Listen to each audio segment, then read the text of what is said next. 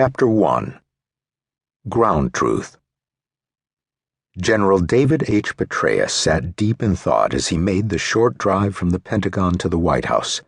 The next 3 hours could change the course of his life, the course of a war, maybe even the course of the nation. He hadn't a clue what was going to happen.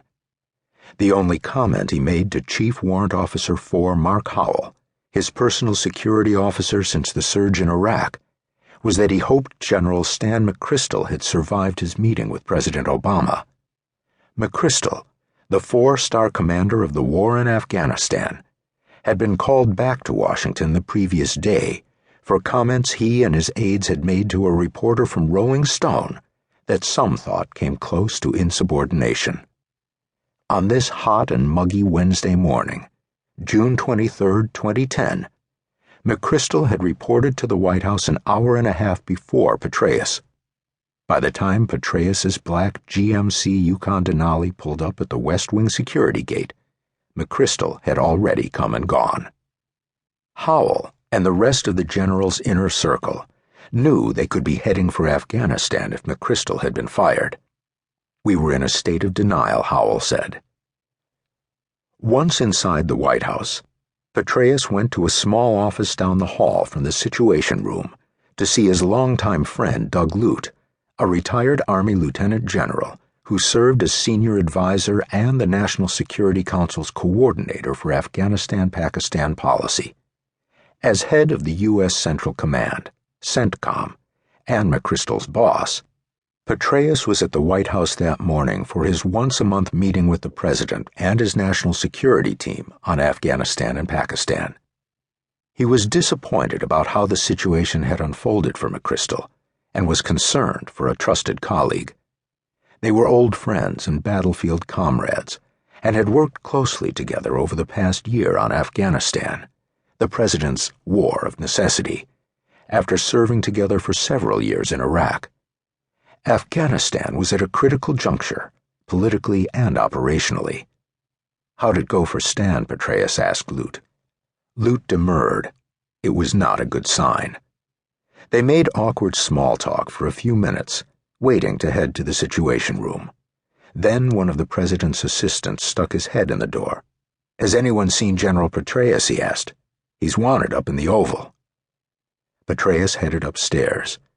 As he entered the Oval Office, Robert Gates, the Defense Secretary, and Hillary Clinton, the Secretary of State, were coming out, along with other members of the president's national security team. Obama was alone. Petraeus knew then that Obama had just fired McChrystal without a replacement confirmed. Hours before, he likely would appear in the Rose Garden and explain his actions to the nation. He and Petraeus sat down together. Obama cut to the chase. "I'm asking you, as your president and commander-in-chief, to take command of the mission in Afghanistan." Petraeus believed that for anyone in uniform, there is only one answer when a president asks such a question, and he said as much. Then he responded, "Sir, it would be an honor." Petraeus could see the burden Obama and the nation faced at that moment. The discussion was sober and frank as they discussed the way ahead in Afghanistan. Obama explicitly told Petraeus to avoid clearing areas that his troops could not hold, and he reviewed the policy that had been announced at West Point the past December, including the plan to begin reducing surge forces in July 2011. Obama described his expectations of a military commander, and Petraeus pledged fealty to the civil-military hierarchy, assuring the president that he would also provide forthright military advice. When the general returned downstairs 45 minutes later, he said to Howell, "Chief, get my wife on the phone." Howell figured the die had been cast. McChrystal was out. Petraeus was in. Why else would he be calling his wife?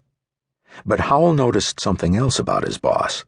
He thought he saw the same spark in Petraeus's eyes that he'd last seen when he was commanding the war in Iraq. It's that undeniable look in sports where the player is in the zone and he says, "Give me the ball. I want the ball," Howell said. He dialed Holly Petraeus's number, got her voicemail, and handed the phone to the general, who left a simple message.